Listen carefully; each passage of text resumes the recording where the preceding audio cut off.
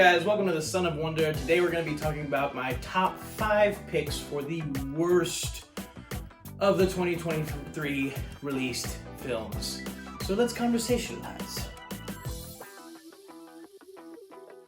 Alright guys, so this year came filled with a bunch of different movies from a bunch of different franchises.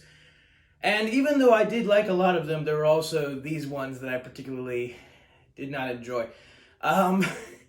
I'm only doing top 5 and not top 10 because thankfully I didn't feel like most of the movies like in like the middle section or bottom middle could be qualified for the worst.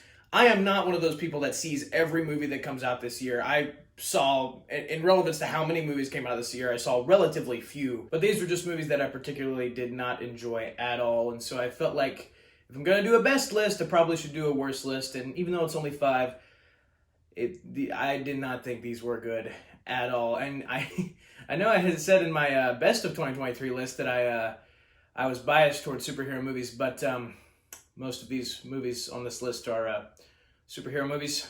That's not good.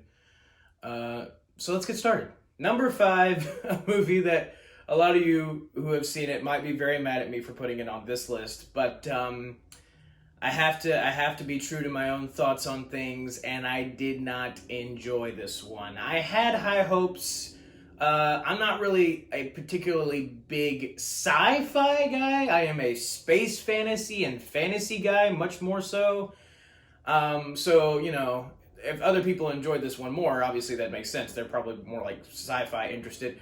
But even beyond that, like, I feel like the movie itself masquerades as a good film. Like its technical aspect is really good, well done. The visuals are really nice. But I did not think that the story, the plot, I did not think that held up to the technical aspect of the movie. And in general, I just felt like so many of the characters in this one felt like just non-intelligent. Like there were just certain things that seemed very obvious to the audience that clearly were not obvious to these people. Also, I mean, to be quite honest, as a Christian, there were parts of this movie that felt a little bit blasphemous just because they're trying to say that, like, they're basically trying to say, like, the AI is, like, the new Messiah or something, and it just gave a very odd vibe. And even though there were some parts that I did resonate with that were emotional and well done, I thought in general the story of this movie just worked against itself. And so, and also the plot just felt very familiar. It felt like I could predict a lot of what was going to happen with the way things played out with the artificial intelligence and the real stuff going on and all that. And so it just, at the end of the day, I was not into this one at all. Coming in at number 4, and I would like to be clear, as the list is going down, we are progressively getting worse. I guess of this list, Creator would be the least worst made movie, I suppose, and then it only gets worse from here. Blue Beetle. A lot of other people liked this one. I did not.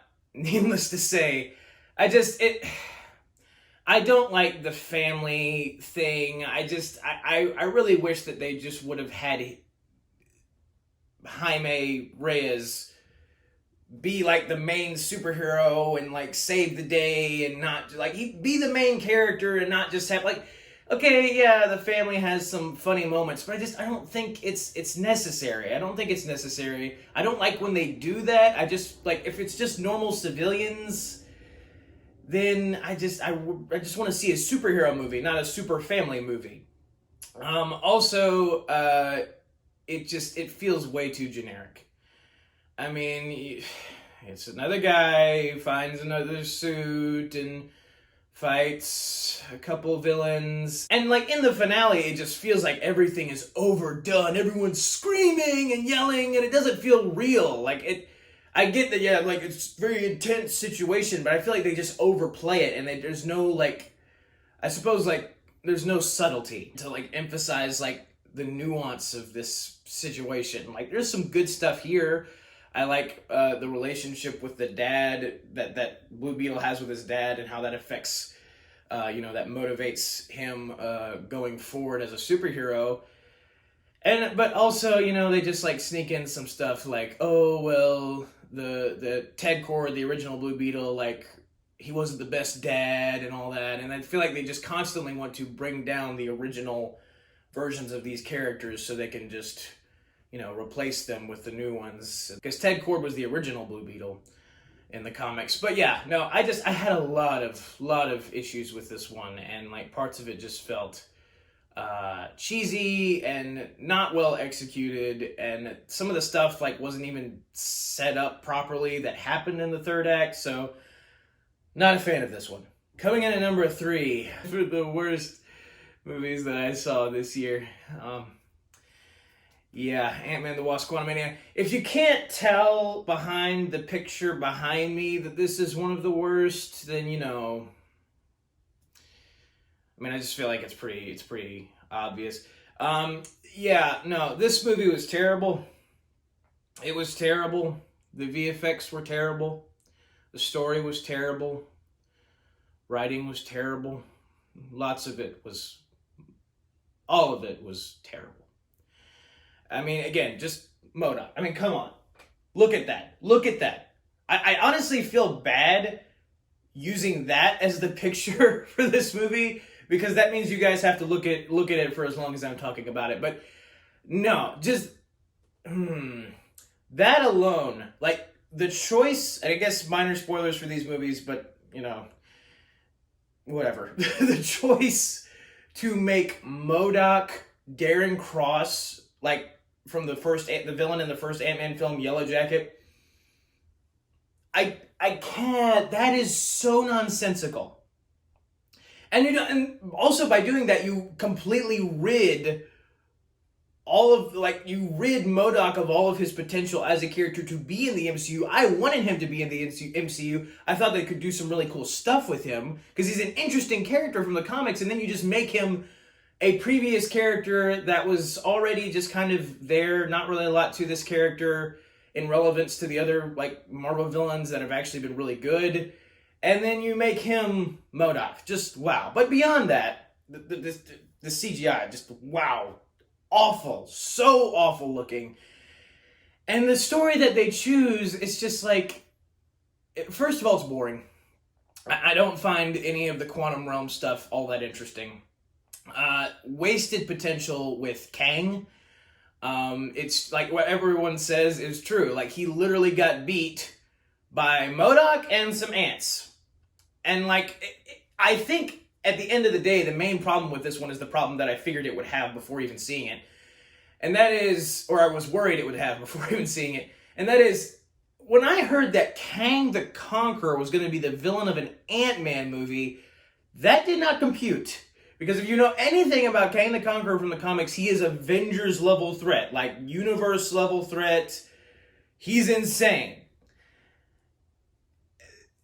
Ant-Man is not a superhero designed, even with his whole gang, not a superhero designed to take on a guy like Kang the Conqueror in just the Ant-Man, isolated in the Ant-Man world. And it feels like it just is complete, like it feels like it has no consequences, because it doesn't have any consequences. They literally beat Kang in the quantum realm, and then they just go about their lives. Nobody else on the Earth knew it happened. It was about as meaningless as it possibly could have been. And again, just wasted potential. I don't like what they did with Cassie. I felt like they just made her very like, oh, come on, Dad, we gotta help people. That's what we gotta do, is we gotta help people. Help people, help people, help people. And then, like, sure, superficially, that's a good, obviously it's a good lesson. But it's just like they almost make her seem like she's the ultimate, like, she's definitely the most morally good character in the whole thing. And her dad needs to learn a lesson from her, because she's all morally good, even if she's not, like, intelligent. Even if she does stupid stuff, they try to make her seem like, oh, I'm so great because I want to do the right thing and stuff. And it's just, and it seems like they do it by bringing Ant-Man down and like trying to make him look bad. I hate it. I hate it so much. This movie, it was awful. All right, number 2, guys. Number two. Oh, man. I cannot tell you guys how absolutely just frustrating and disappointing it is to have what was my most anticipated movie of 2023, my number one anticipated movie, be second to worst on this list. And honestly, I seriously considered putting it at the worst just because I feel like everything that it should have done for the Indiana Jones character, it did the mortal opposite. You think you're getting this, like cool silhouette, Harrison Ford Indy. You don't get this, you get this. Old man running around, running away, running scared from some bad guys because his stupid goddaughter kept getting him into trouble and not caring a lick about his own safety. That's the whole movie, save the first 20 minutes, which were actually pretty decent, but it is the worst scene transition of all time. The first 20 minutes is a classic Indiana Jones adventure in World War II, which is awesome. And then, after, classic adventure, he has his companion, he beats the bad guy, he saves the day, he gets the item that he wanted. Happy ending for that one segment. And then we immediately transition from 1940-something to 1970-something, and Indiana Jones, literally going from hero to zero.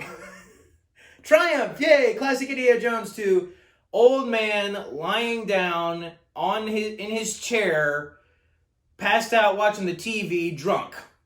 And then immediately gets up in his underwear, grabs a baseball bat, and says, "Turn that music down." Talk about the worst possible decision you could have made. And it's the most annoying thing ever because it proves that Lucasfilm / Disney, probably mainly, whatever, have not learned their lesson at all. No one heeded what anybody said about The Last Jedi and the betrayal of Luke Skywalker's character. No one heeded what anybody said about Han Solo, the other Harrison Ford Disney character that they ruined. And no one heeded any of that, clearly.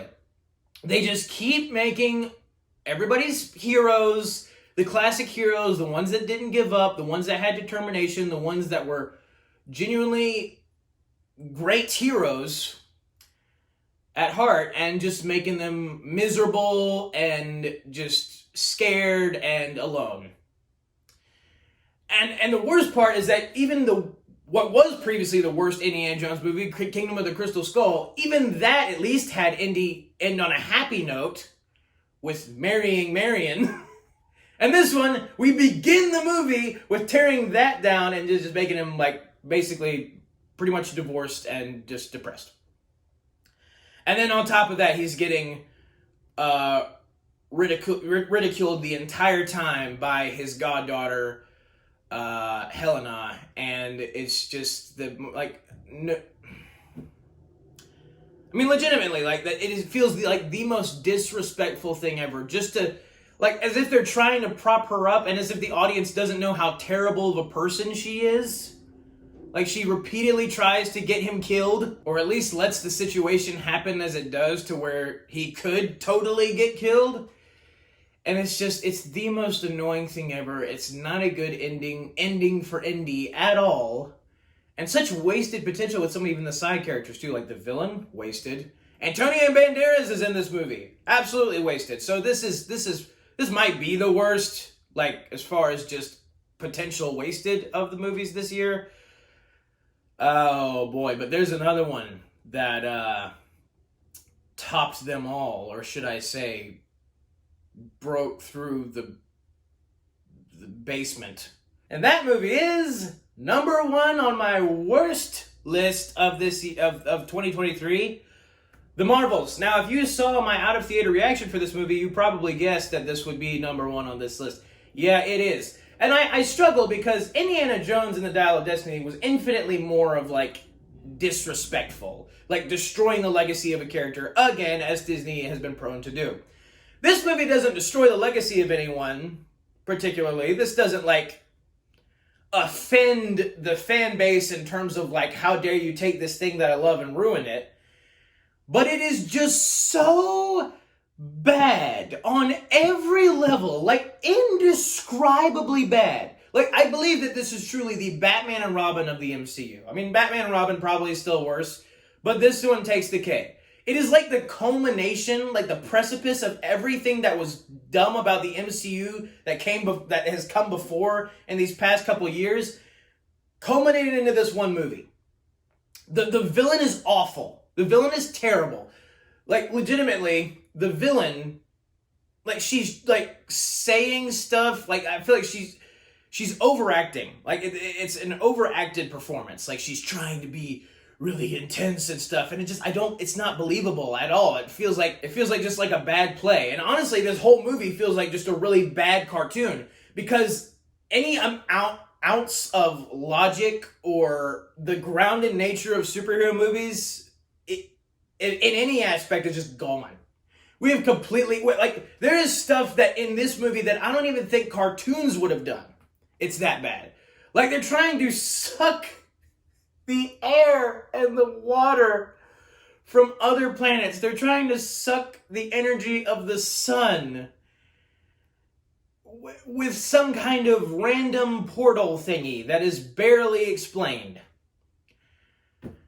On top of that, it's not like Captain Marvel's any more likable in this movie than she was in her previous appearances. In fact, she's worse. In fact, this movie kind of cements her as like the worst character in the MCU, just because she keeps making the stupidest decisions.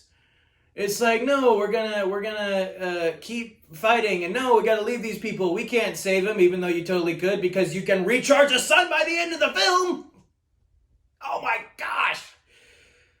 But the two worst things about this movie are legitimately just simply bad. Like, I know people make fun of, like, I have not seen the Halle Berry Catwoman. There's like a basketball scene in that one everybody makes fun of, and then in like, I feel like in the Ben Affleck Daredevil, I have seen that when people make fun of the playground fight that Elektra and Daredevil have. If this movie, I think, was made like around that era, it would have got, like, this movie would have gotten dunked on completely for two scenes. One, the infamous singing scene.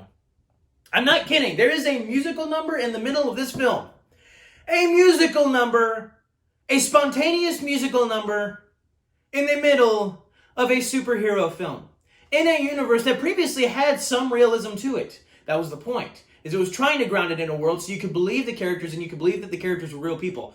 All of that gone. Dunzo. Not here anymore. As if She-Hulk didn't prove that already. And then you have a sequence where a bunch of alien cats who have not, like, an alien cat has had a bunch of children, and now there are a bunch of other alien cats who are eating people to save them from a space station that is about to blow up. And they're eating them, and then they're regurgitating them. Oh, wow. If people thought Love and Thunder was goofy, they're in for a treat with this one. But no, those two scenes were done. I'm done after that. Like, the singing thing, like, that was just astonishing to me that they actually watched this movie before bringing it to theaters and was like, oh yeah, that'll work, let's do it. Incomprehensible. But that is my ranking for the worst of the worst in terms of movies this year. And there were definitely some really bad shows too, but I decided to just limit it to movies on this one. But yeah, no, this was bad. Very, very bad. And I didn't like it. But let me know what you guys thought about all of these movies down in the comments below. And hopefully this year will bring some more great ones and not have films like these. But thank you guys for watching. Have a very blessed day. May the Lord be with you. May the Fourth be with you. Goodbye. And that is a wrap for the worst of the worst of 2023. May 2024 have better films than these. And it's just, I can't talk.